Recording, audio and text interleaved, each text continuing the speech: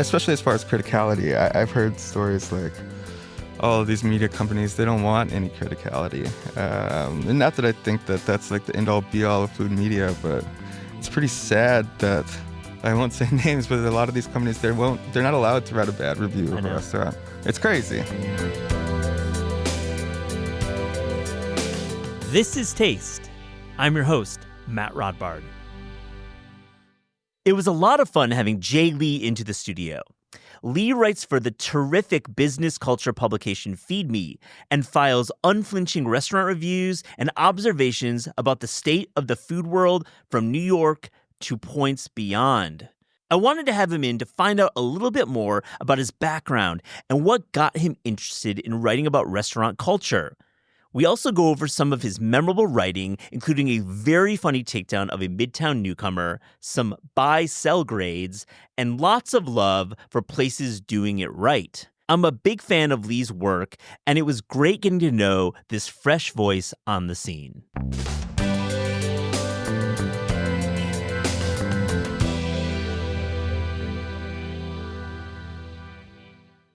Jay Lee, welcome to This Is Taste. How are you, man? Oh, I'm great. I'm having a great day. Well, I'm having a great day. I get to meet one of, I would say you're a fresh voice on the scene. And I've been reading you in Emily Sundberg's Feed Me, terrific newsletter, Substack publication. And you're part of the team? Yeah, it's a great team. I'm really happy to be part of Feed Me. It's like she's killing it. Yeah. It's crazy. It's been great. I mean, Emily's been on the show, and I'm a huge fan of her journalism and her reporting and the way she speaks to so many different communities. And it relates to what you're doing. You're the semi-anonymous food critic for Feed Me, and I really appreciate you coming in and wanting to chat, because I think we're gonna talk about some parts of your life, but we're not gonna get into too much. But then we're gonna get into the food scene. Yeah, a little bit. But I want to know in general, like, broad strokes. Yeah. Do you work in the food industry? Because I feel in reading your work, you have an erudite voice and you have intel into the industry. Yeah, I mean, I've worked in the food industry for almost 20 years now in different capacities, almost every capacity. Never really back of house. I kind of feel like I can write a little bit more freely because of that. I don't know if I could say bad things about food if I knew how much actual work went into it. Yeah. But I've worked in many capacities in the food and beverage industry. And yeah, part of the reason that I'm anonymous is I have a job in the food and beverage industry. I won't say what it is, but probably wouldn't be great for me to be writing about restaurants the way that I do. If it wouldn't be a big deal, but it probably wouldn't be the best idea to do with the position that I have. Yeah. And I respect that you're putting yourself out there. I also respect that you come from a background. You have 20 years of experience. You're not just shit posting about food. Yeah. You care about the industry deeply. And I think in reading, your limited writing, I think you've just started your journey, and I'm going to be reading you for a long time. I feel. You want the industry to be better. Is this correct? Everyone eats. I've been parts of lots of different scenes, lots of different subcultures. But the thing about food is that every single person on the earth eats food. And they're not all eating it per se or something, but everybody eats bread or drinks water. And that's something that we all share in common. And then that can be a great bringing together of people. Yeah. It's such a special thing. And I just want it to be, I feel like it can be so fun, and it can be so inclusive, and it can be real. And I feel like we've lost a little bit of sight of that, but a little bit. Yeah, I think we also eat a lot of pizza, but everyone loves pizza. Yeah, birria. We eat, in this city we're eating so many things, and I think having a clear vision and assessment of the scene is so needed. And we've had Ryan Sutton on, we've had Bill Addison on, we've had lots of restaurant critics, and you're a restaurant critic yourself. I think I read from you and your writing, you're responding to something in food media. You're responding, and maybe you said that we're lacking. Is it a response to? See, I thought about this a lot.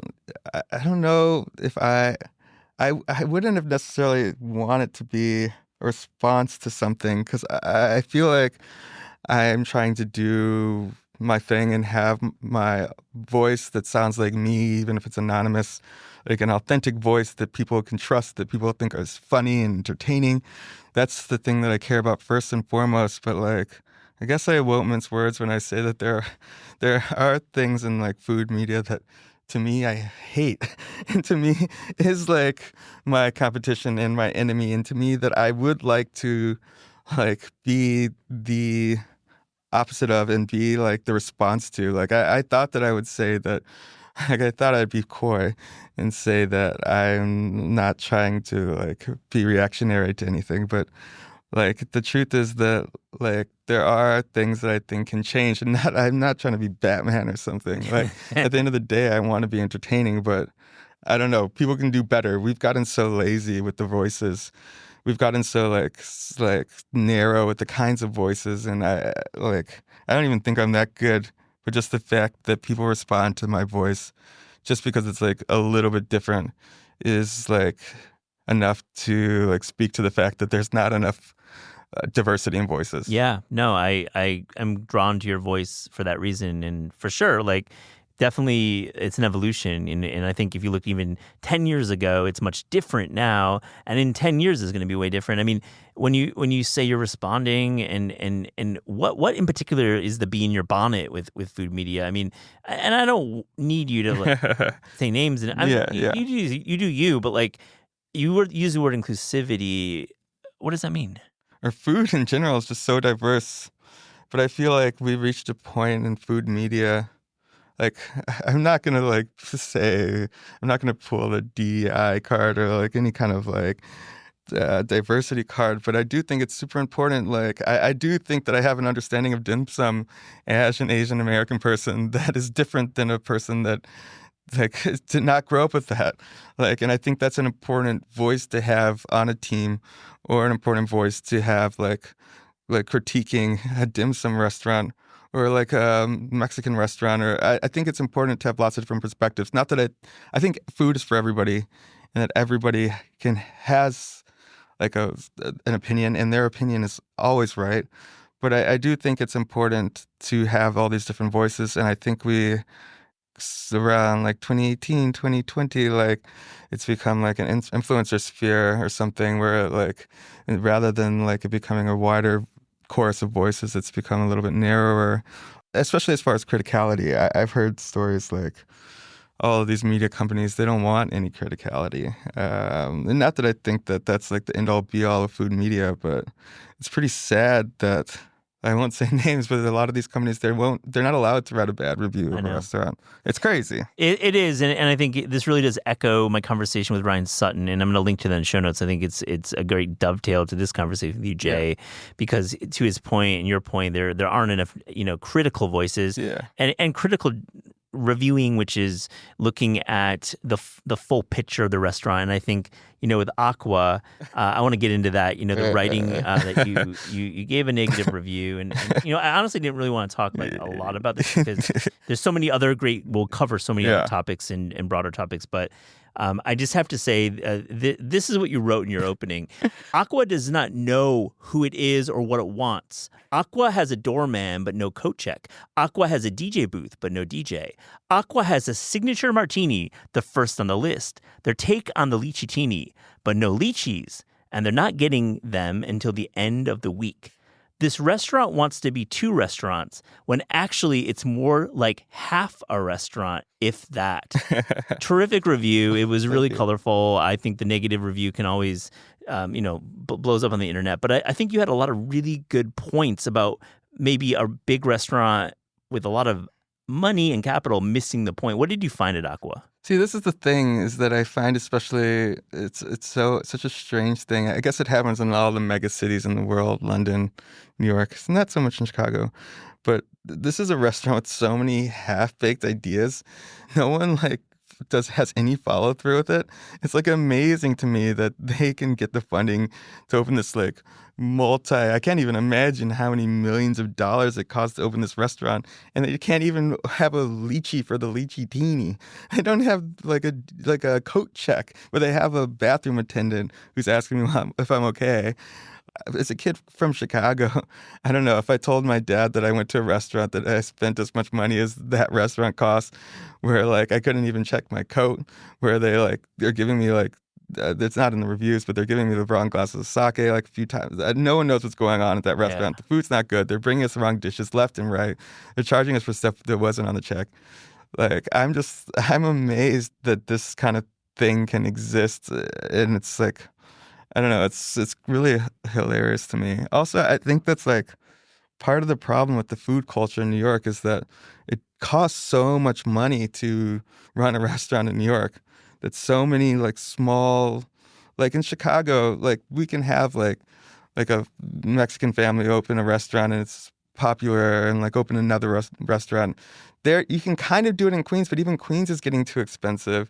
And then we have these like every restaurant needs to have a graphic designer and a PR person and like Yeah. it's like so what are we paying for? We're paying for the PR person and the graphic designer and the all of that, and we can't just have good food. Get the lychees, guys. Get yeah, the lychees. get the lychees at Yeah, least. at least get the lychees. And I think for Emily's audience at Feed Me, you're it's a real service because her readers, I would imagine, work in finance, work in media, work in Manhattan where this restaurant is, and this is real service because Aqua, big opening, it seems like it was one of those like Greenpoint high rises that are half built sitting there in the wind. I mean, it feels like it's a real half baked idea, but I think these are the types of restaurants you want to go after, right? Like well, the thing is that obviously my column is kind of institutional critique, and it is a little bit of a poking at her readers a little bit. It's like it's me pretending to be one of her readers. Yeah, and I like her readers are like these finance people. I'm not one of those people. Her readers are these people that would go to Aqua and not bat an eye, and I am the guy that's saying that this is shit. Well, I mean, it's a great point, and I get that just knowing you for 15 minutes that you're definitely not one of those guys, and that's not how you roll and think. Yeah, I do think like they're not going there now. I'm lucky. I've like grown up caring about this. Like, not everyone needs to care about food. It would probably be better if I cared about making a ton of money. That would probably be a better thing to care really deeply about. But like, I didn't, and instead I cared deeply about food and like. I would love if someone gave me investment advice, like don't invest in this stock or something. And I feel like I can offer that same service, but be like, don't go to this restaurant at least. Yeah. So even if it's saving you like $200 as opposed to saving you thousands. Like, No, I'm gonna be fair and just say I think you're not gonna always be just shit talking restaurants. Yeah, no, I feel this column is gonna be more than that. No, it's not always that, and that's why when you were asking me about being reactionary initially, I was like. I wouldn't necessarily describe myself as reactionary. Like everything is reactionary, whatever. I want to like build what I want to see in the world. All of that. People care about the things that are like the big ones. Like when I write like a little poetic piece about like dim sum or something, it's not the same as if I write a big slam. Yeah. So the thing that like people associate me with is this reactionary kind of. I mean, your career is evolving. I mean, you haven't published that much. You're gonna have some. Yeah, of you're gonna. There's gonna be some bars. I mean, you're gonna be putting some. I like work all on of it. That's the thing is that I wouldn't have necessarily wanted to describe myself in that way, but I'm fine taking the heat and wanting to be that person. Before we get back to Feed Me, I want to get a little bit more into your semi-anonymous bio. You talk about Chicago, and I know you grew up there. Yeah. So what's food like in your household growing up in Chicago? I mean, I will talk about my ethnic background. I'm Chinese and black. I'm Blasian. So there was a lot of, I mean, we're also Midwestern. So there's like tater tot casserole. Yep. Like there's like chicken breast stuff with cream cheese and wrapped in bacon, that type of thing. Lots of that, almost more than that than Chinese food. Yeah. But when we go out like as a family for like dinner, we go to like a big Chinese banquet. We go to dim sum. That's like the kind of thing that we'd always do. Or there's pizza, of course. There's tavern style pizza. Yep. Those are like you said style. The way you said style, you've been doing this for 20. Yeah, I know. You had it. I know. That's I know when I say Chicago, it's like shy. There it is. I love that.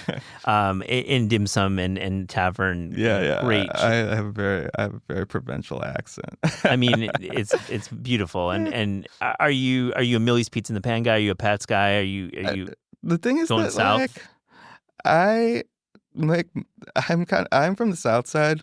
I mean, Vito and Nick's is like That's my guy. it's like amazing, but it's a little bit far. Yeah. And for me, like the tavern style is all about like what I was getting for my pizza party for like selling the most like bookmarks or whatever. Like Yeah. it was about like what was at the bowling alley for my friend's birthday party. And it was all good. My mom is a Lou Malnati. My family's a Lou Yeah. Malnati's family. It's like we always bring back the frozen deep dishes from Chicago. And their thin crust is really good too.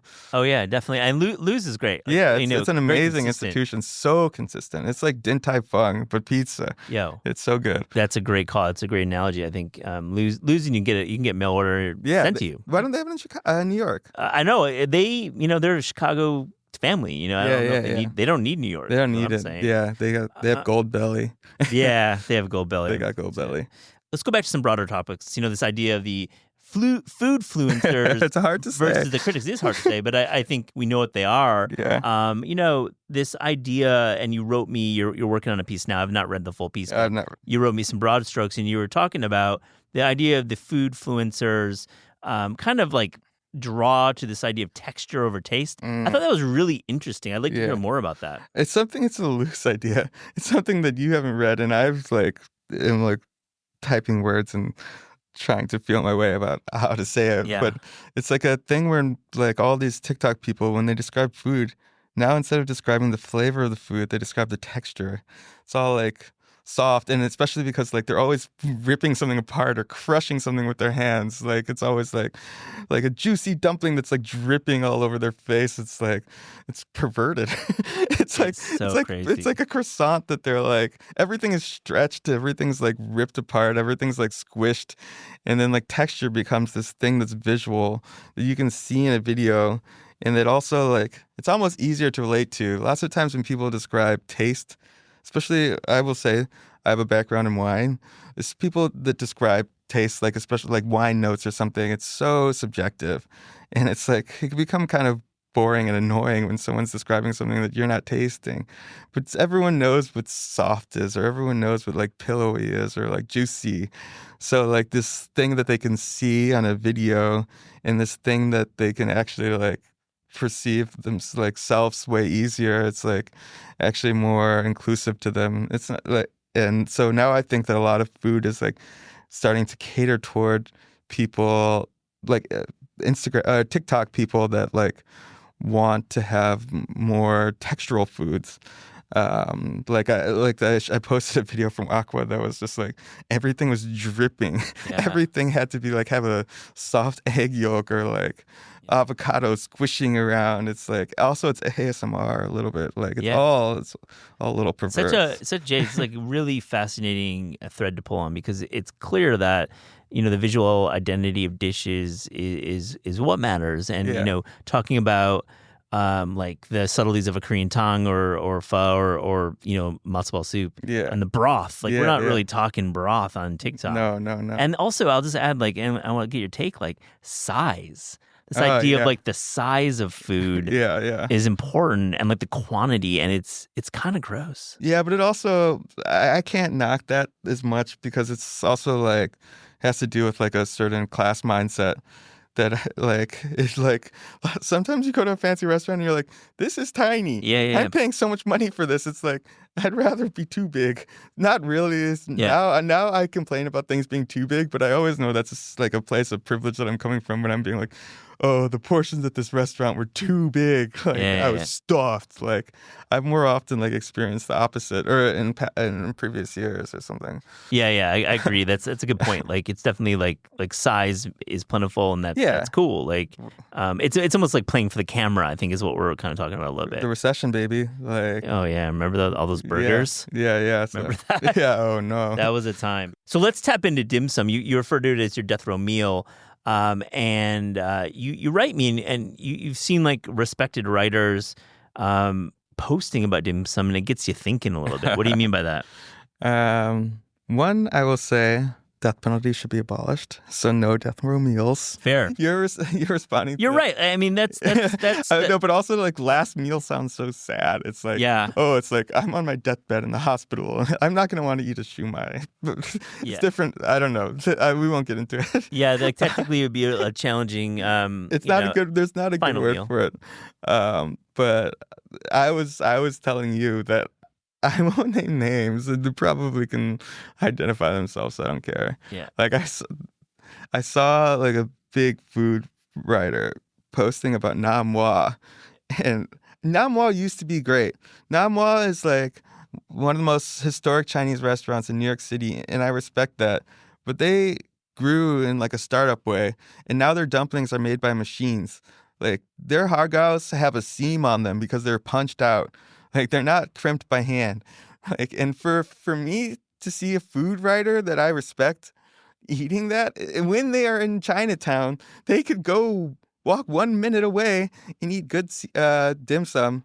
To me, that's like, I'm like, maybe I don't trust your opinion so much. Or maybe we need new voices because you don't know. I don't know. It's crazy. Yeah. That's like, I don't know. It made me really judge this person. Yeah, no, that's the kind of the game we play when we put ourselves out there with food writing. Yeah. And you're in the game now, and Yeah. maybe someone will Everything is just judge you. me. I will Yeah. go to bat and I will lose sometimes. Yeah. And that's okay. No, I respect it, and like you're being honest. Like sometimes critics. I judge people all day. Yeah. That's not my job. I would like for it to be my job. Yeah. No, I mean it is. In Feed Me, you're writing these pieces, and we're gonna read them. And like I'm sure the Aqua team is not so pleased with you, and that guy just doesn't know what he's talking about. I mean, clearly, you know what you're talking about, but like it's kind of the contract, right? You're putting yourself out there, and that's why I like to have a lot of restaurant critics on the show. And we need to give you guys your flowers. All restaurant critics who have a byline who go out there and say this restaurant's good or bad or this dish is good or bad. It's it's not the hardest job in the world. We're not going to say that, but it's noble work, and like you're being vulnerable by going out there. Yeah, I mean, I'm not at that point. I've had a few times where I've gone to restaurants and people have been like, "Oh, you're giving me like free food or something," and I've been like, like I don't like it. Like and I've now had people in my DMs being like asking me if I want to come to so and so. Yeah, and get used to that. And like, I'm not rich. I'm never gonna turn down free food, but also I'm never gonna like write a good review for, that's a free meal. Yeah, like that's the thing is like it's hard to have that integrity because like most influencers that's their bread and butter. Like they go out to free meals every night of the week because they will just like pull apart the croissant. Right. And like I will go and I'll be like, thank you. Bye. Yeah. Or I will write something not nice and I will never get invited again. I think paying for the meals that you review is part of the deal. Yeah. I've not yet gone. I don't want to, but it's also just as a person that's not a professional, it is hard to turn down like I don't know. It's interesting to me. I would like, I have not done it, but I have been offered. And I mean, listen, I would never write something. I would never write a positive review about something that I got for free because I got it for free. Yeah, no doubt. And that's where your internal, meter kicks in. And I think for background for other stories, for listicles or lists or whatever, or just like having more experience in restaurants where we don't have infinite budgets. No one does in food writing. Like for real, like no one does. So I'm definitely for a free meal or a partially comped meal. Yeah. If it gives me exposure, or if like a guest, like I have on this show, I really will not talk to a chef unless I've had their food. Like, really? And for sure, wow. like for sure, that's always amazing. my goal.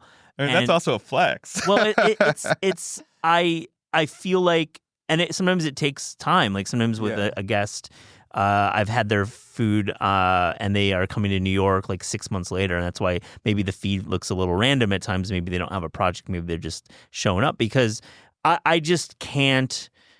I just can't have a long conversation with a chef without having had their food. It just, I'm not trying to flex. I'm just saying, like, No, and I you're think not. like I don't have an infinite budget, so You I'll don't have go to. out and have a meal if someone invites me. I pay for plenty of meals, but I'm glad we're having a transparent talk about it Yeah. because I don't think there's any shame in a free meal. Yeah, it's something I'm trying to navigate now, like where it's like a new thing to me, and it's like it's flattering. It's flattering, and And we're it's really like privileged too. yeah, it's sick. Like telling my parents I'm turning down like Hmm. hundreds of dollars and like a free meal because I'm like I have too much integrity. But Yeah. at the same time, it's like all I've got is integrity. Well, you're That's like taking the all good I have ones. to offer. You're taking the good ones, of course. I mean, that's the bottom line. I've not taken any. Okay. But I would. I don't know. It's like the Times paying for your meal. What's the difference if the Times is paying and Yeah. like a restaurant is paying, except that maybe they would try to lean on you. But I think I'm a good person at being impervious to that kind of I mean, a pressure. restaurant can't switch the concept and their point of service and Yeah. their style in the kitchen. And them like, coming to me is brave. Yeah, that is a great way to recontextualize this talk. I think when you offer somebody who writes negatively about restaurants or critically, we'll say, Yeah, and I won't some say will that. Yeah. hew negative if and speak the truth, but it is kind of bold to invite a journalist into the fray. Yeah. So it's interesting because I feel like you're at this point in your career where you're like learning the ropes on the fly. One thing I will say about the negative, like people viewing me as someone that likes to write a slam piece or something, is that I think it's important to have institutional critique. Like I think that we have institutions in New York, all over the world, that aren't very good and don't uphold their end of the bargain. They continue to get more expensive and they continue to go down in quality. And someone needs to keep these institutions in check. And I think it's important to check in on these types of places every now and then and be like, you are getting poked right now, like, because you have like gone down in quality and you've gone up 3 times in price. Like, that's like an important service to consumers. And like as far as entertainment, like everyone loves, Yeah. like yeah, I don't know. That's some of the most like legendary reviews from Pete Wells and Sam Sifton, and like Yeah. I love them. We love them. And we love Yeah, them. we love them. Let's go there. Like, what's the institution that's doing it right? Like the Luminati's of New York that is consistent, that lives up to its rep, and what's one that maybe doesn't as much? I guess it's not an institution necessarily, but I wrote recently about Le Boudoir. I've always been a big fan of Frenchette in Le Rock. I think that I don't know, they have like a level of service that's like become a little bit rare in New York. Even I find that the crowd is not always for me. It's more of a feed me kind of crowd. Yeah. They always, I don't know, they're never stingy with their bubbles. Yeah. Like they're topping you off. Yeah, they're topping you off. They're never stingy. They're giving you free bread, which in this day and age feels like radically generous, and it shouldn't. But they do restaurants right, I think. Frenchette is like getting a little bit worn out, and that's fine. It's an old hat. Like the new place, Le Boudoir, it's so cool to see them finally do what they've always wanted to do, what they could do if they didn't have to like have like a whole room full of bankers. If it could just be a little space with like a little wine list, and like they're doing it. And the service is amazing. The food is amazing. I wrote a really glowing review. What I didn't mention is like, I haven't been so hungover the next day in so long. Yeah. I've had a lot to drink. It's been my job. You're a professional. Yeah. I'm a professional, and that was next level, which is maybe means that it was a great time. I had a great time. Yeah, I'm glad to hear it. Yeah. Le Boudoir, I gotta get. But it's not an institution, but it is an institution. Well, it's at this point. Historical. Yeah, I mean, I've written about Balthazar, I've written about the Odeon. Like, they do things that are good. I don't know if I necessarily need to eat at a bistro in New York. Yeah. Like, I guess I've been privileged enough to go to France enough where I'm like, why is our institution pretending to be S&P? Yeah. S&P. It got bought. It's gotten a little bit more expensive, but S&P, everything there is fantastic. It's a great vibe. They do a good job. It feels like New York. I mean, the original S&P, it's a little different. That place was a little dusty. And but that was great about it. Yeah. Yeah, no, it was. I definitely had a lot of meetings there. It was a great little great neighborhood in the Flatiron, but like I love SMP. And like Balthazar, I've been to Balthazar and Odeon in the past 6 months. I have to say, I mean, Odeon, I talked about in three things. It surprised me how great it was, and They do like I want to hate on it more. I want to. I used to be. Everything is like the service. It's like the lighting is like beautiful. Like it's like Disney World. It's like it's crazy. It's a very young crowd too, which is cool. I mean, and it used to be really bad. I mean, I would say I didn't know it was bad. I mean, it's been around for like 30 years. I 40 avoided years. it for like, 40 years. Yeah. It's crazy. I hadn't been until last year. Everyone's like, you like restaurants. And I was avoiding it. I always thought it was so dorky. And then like Keith McNally did his like anti-Chinese food posts, and I was like, I hate this guy. Yeah, no, I didn't like that. No love for that guy. Yeah, sorry, he's gonna get a lot of press for his memoir, but he's been. He's influential, but I was just like, you and I don't like see eye to eye on food, so I don't care about going to your place. I don't love Balthazar though. I feel like outside of getting a seafood tower and pretty consistent, I guess I just have a disappointed time and again with breakfast and with dinner there. Yeah. And I'm not gonna like yuck on someone's yum. I mean, it's a great space and great location. I've said that I'm the yucker of yums. You have? I'm the self-proclaimed yucker of yums. I mean, it's part of criticism, and we call it as it is here. I really loved your buy sell for 2025. I think this common end of year rubric that can be quite wane and not great, a little bit trend following. But yours, I really liked it because you had some really strong opinions, and I want to go over a number of them. Yeah. So you had sell croissants, buy tavern style pizza. Tell me about that. See, when I was making the list, like when I'm thinking about being an influencer versus being a critic, and I do want to be entertaining, there's the thing of the take versus the opinion. Yeah. Like sometimes the take can be more entertaining, but the opinion is what I actually believe. And when they overlap, that's when things are perfect. And with this list, I tried to have it be almost entirely things that I actually believe. I would say that they're all things that I stand by, that aren't just takes, that they're all actual opinions. Good context for this list. So croissants, like that's what I'm saying. I don't not like croissants. No. I just think every day I'm seeing someone literally rip apart on a croissant, and it's like, this is crazy. It's like a stick of butter. It's so rich. I don't understand the context for these people. I'm not a bread person like that in general, but like I'm always like, how are so many people are eating like every day a new bakery is opening where I'm seeing a new croissant on Instagram. Yeah. And I'm like, who are all these people eating croissants? People are eating croissants every day? I mean, that doesn't seem healthy. Keeping the butter business in check, I would say that. Like when I'm in France, I put on my beret, I eat a croissant. But we're in New York, eat a bagel. Like truths. And you talked about tavern, but I feel tavern is the superior pizza. It's the best casual style pizza outside of New York style pizza. Yeah. And I don't know if I agree, man. I think I'm all tavern. I was trying to not be controversial. No, I do think the tavern is the best style pizza. Best style. Period. I think that. 100%.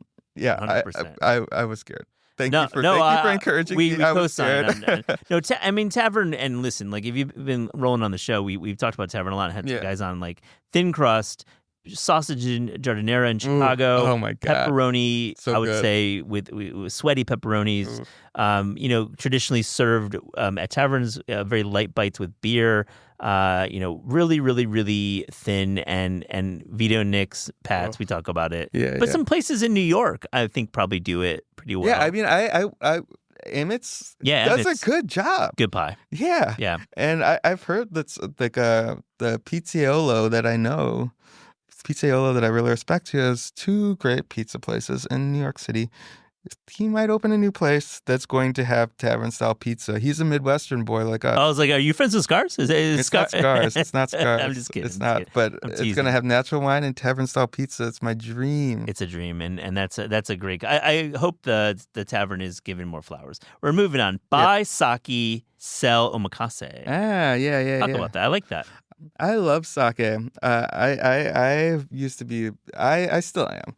I'm a wine person. I was like a very part of the natural wine thing in New York, you know. But at a point, like, it becomes pretty intense. Like all of it's like, it's a lot. Sake is just so nuanced. Yeah. It can be so beautiful. It's hard to even taste for most people because we're so used to drinking. I was used to just drinking super acidic natural wines all the time. It had to be crazy tasting. It had to taste insane. And then sake is like, oh, it's like you have to like not wear deodorant and like close your eyes and like be in like a room with no music, you know, especially at the high levels. But it's so nuanced, so beautiful. It's also just so easy to drink, and it has umami, which it pairs so well with food. The thing that changed it for me was going to this restaurant in Paris called House. It's the old chef from Clown Bar. Oh yeah. And he has this tasting menu in Paris, and it's like he's Japanese and they're doing like the French Japanese thing, but they do like I did the drink pairing, and like we did like the cheese pairing. And like it was like all sakes for like Rockford and blue cheeses and all these. Interesting, cool. And like it just blew my mind, like what you can do with the pairings for sake. It pairs so well with food, and people don't realize it. Yeah, and then omakase. Omakase. Crazy times these days. And if you hit Resi, man. That's what I was going to say. Okay, I was, sorry, I don't want to interrupt you, but I mean, I was hitting Resi. It's a ghost town. Wow, there's a lot of like, availability. I go on a Friday night, I'm like, where can I eat? Nowhere that I want to eat. It's only 10,000 omakases. And like half of them they don't have sushi chefs. It's just like someone they found on Craigslist. They have a fridge, they have a cutting board, and they have a knife and some like second-rate tuna. And they call themselves an omakase. It costs $70. It's like the only thing you can get on Resi anymore. It's literally a ghost town. It's crazy. Yeah. Yeah, it's we should write about that in Taste. I think we're going to tackle that. And you're going to write about it too, I'm sure. All right, next one. Love this one. Buy Pepperidge Farm. Sell the giant goldfish at Time and Tide. Love that. Tell me about it. I haven't had this goldfish at Time and Tide. Neither have I. Yeah. Fair. I love having an opinion about something that I haven't even. At least you're honest. At least you're honest. I was writing this, and I was struggling to have a list that didn't feel like everybody else's list.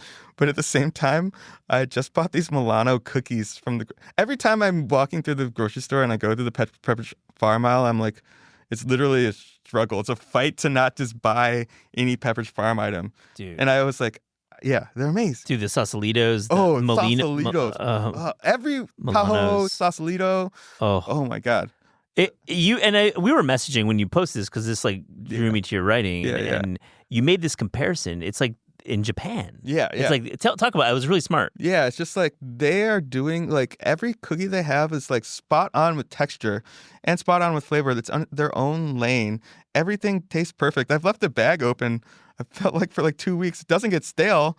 It also doesn't taste super artificial. Like I got these mint chocolate chip Milanos. I don't like mint chocolate chip that much, and it didn't taste like gross artificial mint chocolate. It tastes natural. It tasted like itself somehow. It was like everything. Just the food science in Asia is like insane. Yeah. They have amazing packaged goods, and I feel like this is like the American company that's doing it on the low key.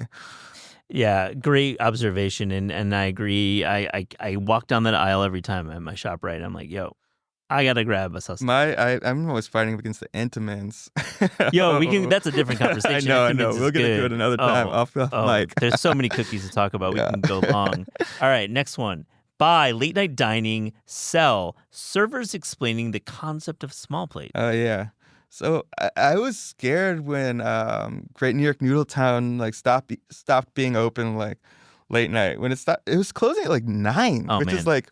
That's ridiculous. You are like the late night That's spot. 12. That's 12. 12 I was like, it's done. It's like finito. It's like over. Late night dining in New York is like why would they ever want to? I was always like, 2 people are going to come in. Like, why would you ever have a staff? Yeah. And then they realized that they just don't have to. And I was like, oh no. Yeah. But now it's back. Like, not in full force, but Kellogg's is doing, they just did on the Times today. Like the 24 hours at Kellogg's Diner, shout out. This American Life, Chicago. Yeah. But they just did that. Priya Krishna wrote a great piece. I love that one. Great piece. Yeah. That was very entertaining. But also like something like Dim Sum Garden, like they're open till 2 a.m. I've been in there late night. So They're cool. drinking Hennessy, these like old Chinese ladies, and they're letting them smoke inside. Oh, cool. It's crazy. But I think it's coming back. I think people want. That was what's so cool about New York. It's like you don't always want to be at a bar. Sometimes, like I'm still waiting for Superiority Burger to be open 24 hours. Yeah. Yeah. Is it gonna happen? I don't know. I think Brooks probably keeps it a little bit tighter, and he's got to have a reset Because moment. they're right on Avenue A. It's like that's like the worst place to be open late night. I know, and I mean, it would be really interesting to see that spot run 24. Oh man, yeah. Yeah, I mean, maybe. I mean, who knows? It could be in the future. And then the small plates. Selling plates. on the splainers. I feel like I've gone to places recently and they haven't asked me that. I feel like every time I would go to a restaurant for a long time, they would ask me that. And now I feel like they're like, I think they've realized it's uncool. I mean, every GM in town read that Eater article. That's why. I think those food Bettina. writing matters. Food writing like can change the world. Brother, you're speaking it, and I think everyone wants to know about restaurant culture, and they want to know, is it worth spending our precious money on dining? It's a high wire act with the prices, and we've well established these prices are merited. Many of these prices, not all, some of them, but like I'm not making a comment on pricing. I'm saying people want information. People want information, and you're providing it. I got one more. Yeah. Sell Industry by my Hala. Hurts me, but I'm going to let you talk first. I love Industry. Like, oh, you do? I do. Oh, man. That's why I am selling Industry. Oh, you're selling high. You think? I'm selling high because, one, I didn't love the last season, being real. But cool. Two, a lot of people, this was their favorite season, and it was their most popular season. Yeah. Now they blew up the world. Yep. Where all these people are in different cities. Yeah. Like, I have not seen a show where they've been able to sustain like this, like when it's been in one place and then they've blown up the whole world. Like, I don't think it could be very good. You're right. I mean, they blew up the world. You got to sell high. They blew up the world. They're doing a full reset. This isn't a TV podcast, but and no spoilers. And maybe turn off if you haven't watched season 3. But I mean, let me just throw this out there. Yeah. Let's take Industry to New York. I know. Let's frame it in New York. It's such a London show. I know. I always wanted Harper in New York. That's. But I don't want it in L.A. And I don't want it in the English countryside. Red herring. Red herring. Let's just say New York-centered Industry season. I'm here for that shit. Yeah, me too. I'm here for that shit. I pray to God that's what happens, and I pray to God that Harper gets more fucking flowers. Yeah, let's give Harper Mahales the actor, and you're like great. I great love role. her. Yeah, she's great. She's like ice cold. Like, she's like incredible. Like, she gives me chills. She's so cold. It's been a fun conversation, and I got a few more. I mean, I spotted on Instagram that you had this nice stack of mineral waters. Yeah. Mineral waters, we talk about. I just can't stop talking about it. Mineral waters do not get enough love. Shouts to Jordan Michaelman for writing out and taste about mineral waters. And I saw that. I'm like, we should talk about mineral water. Oh, nice. You have a wine background. You clearly care about beverage. What do you got to say about mineral waters? I like them. I mean, I like to taste anything. Yeah. Like I have a beverage background. These waters taste crazy, and like if you're into wine or if you're into sake or something, it's the base for like all the beverage we drink. Like especially with sake, like the water is what gives it all of its character. It's also like so cultural the way that these waters taste so different. So you get to like travel around the world in these like nuanced bottles of like bubbles and I love bubbly water. Yeah, I'm not so serious about it. It's like one beverage that I've not been like certified in or whatever, but it's something I love to indulge in. I love to indulge in general. Yeah, but it's just great it's natural sourced water. Places like Poland, Ukraine, Albania, we can get these waters at markets that sell foods from these countries or on some restaurant lists. But it's really untapped, pun intended, resource. It's crazy, and restaurants should. I know. I'm surprised they're actually. It's after SP, I wrote that, that's why. Someone hit me up about doing a collab on like a water tasting for a restaurant. Oh, come back and talk about that. That would be fun. Yeah, I would love to. Because like San Pellegrino and Acquapana, they got the. I think it's an industry thing where it's like Yeah. Yeah. So That shouldn't be the case. I know. Yeah. Because you can sell these waters for the same prices. It's a smart business. Free business advice. Anybody start like a water consulting company. I think water on menus, and we can talk about domestic spring waters too. We've got plenty of sources in America. It doesn't have to. I mean, there's on the flip side, there's questions about the carbon footprint of bringing these heavy waters from overseas. Yeah. There's that. I mean, I have to recognize that. That's the one knock, and it's valid, right? But also, we're bringing wine, so why should something that we need to subsist be like it's like bad to bring that from overseas? But then we bring over wine from overseas.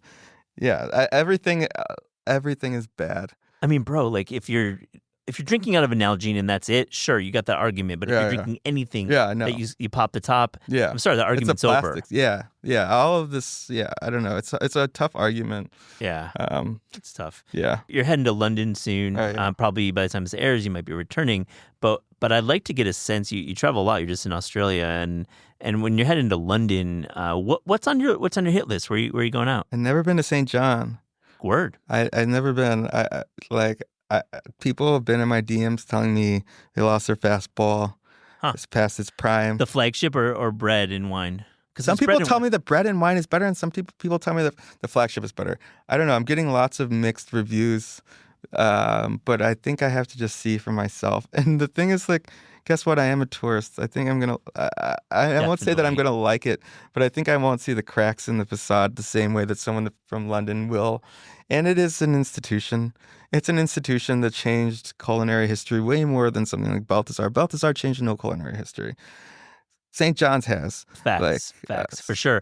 And I was just at St. John Bread and Wine, and I think it's worth visiting. You think it's better than the... I've never been to the flagship, and I was a pure tourist myself, so I can't represent, and I know dining is different when you're visiting a city. Yeah. Anything else on your hit list? I'm going to go... This is the big one. The Yellow Bittern. Have you heard this discourse? No.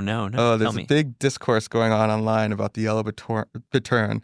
The chef is kind of a bit of a very British, like a certain type of British person, like I would say posh. Yeah. He's maybe pompous. And he posted this diatribe on his Instagram that was saying, small plates is ruined dining. He's like, when you come to a restaurant, you must know the etiquette of coming to a restaurant.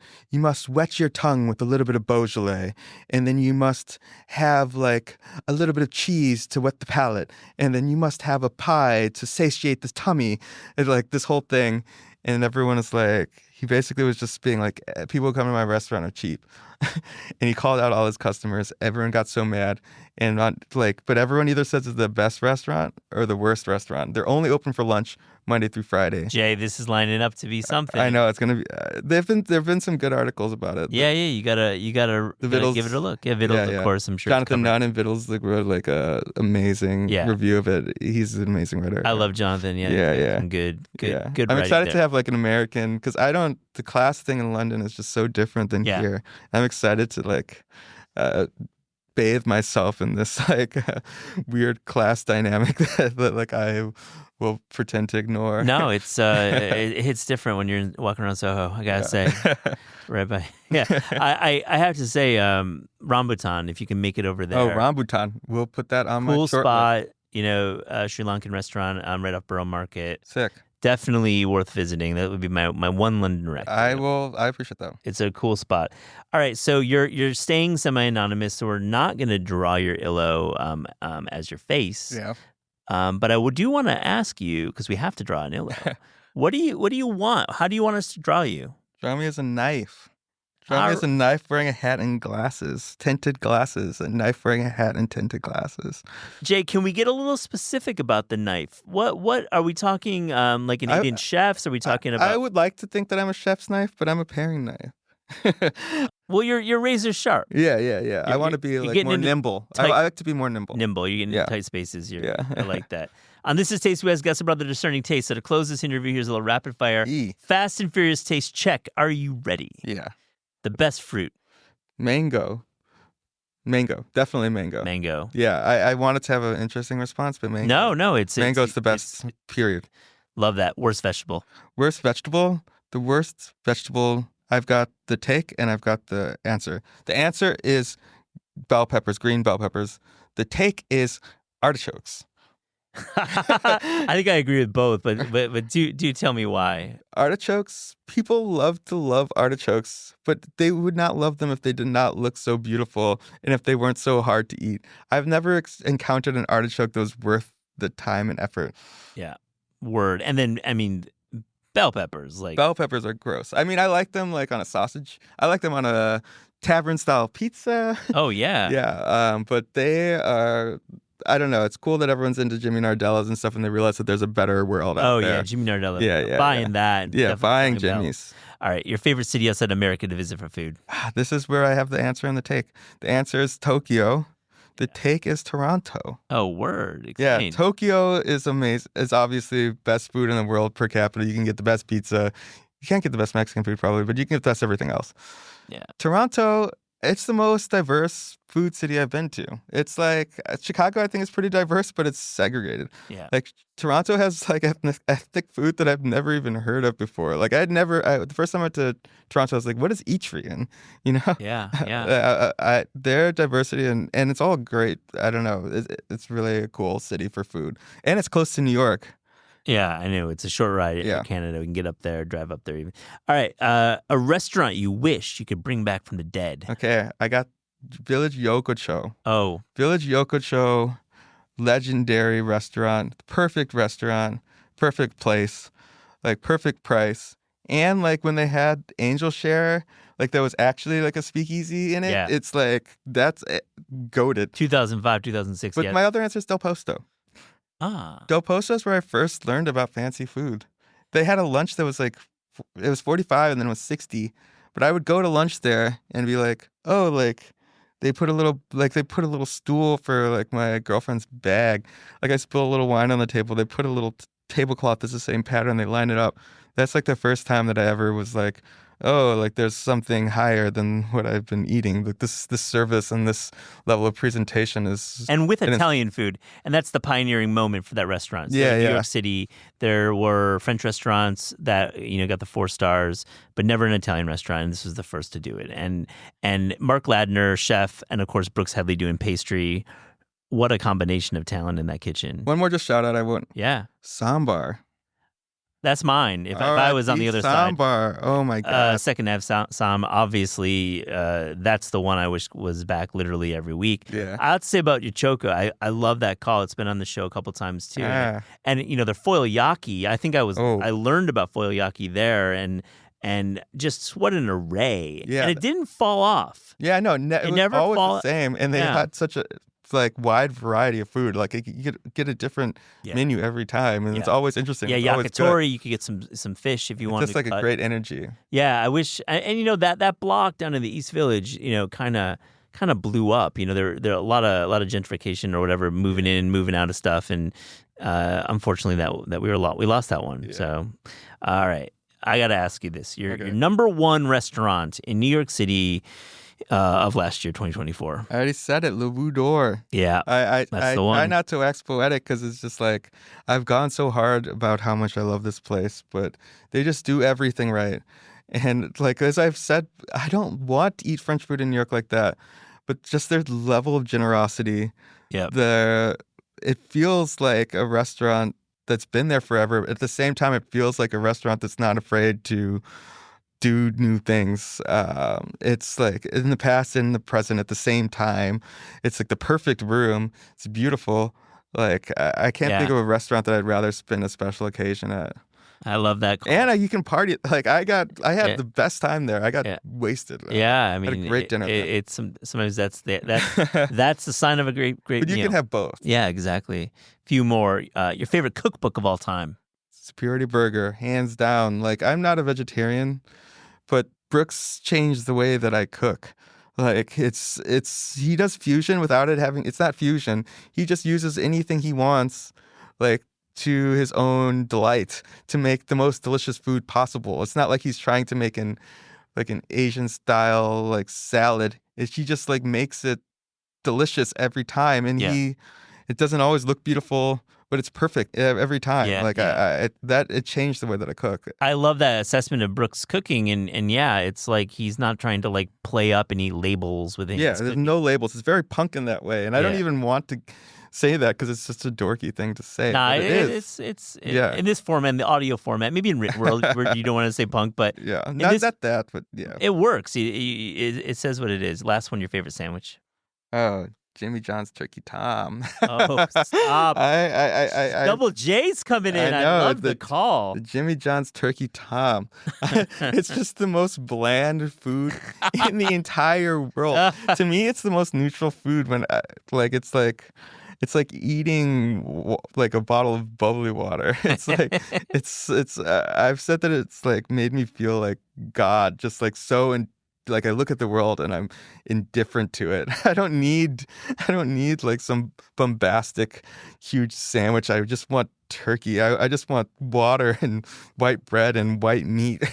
It sometimes is the meal that speaks to you at a certain moment. So. Yeah. Well, Jay Lee, what a pleasure. It's great getting to know you on the mic, and can't wait to hang with you and have a meal. Thank you so much. Should. Thank you so much for joining This Is Taste. Thank you. This was amazing.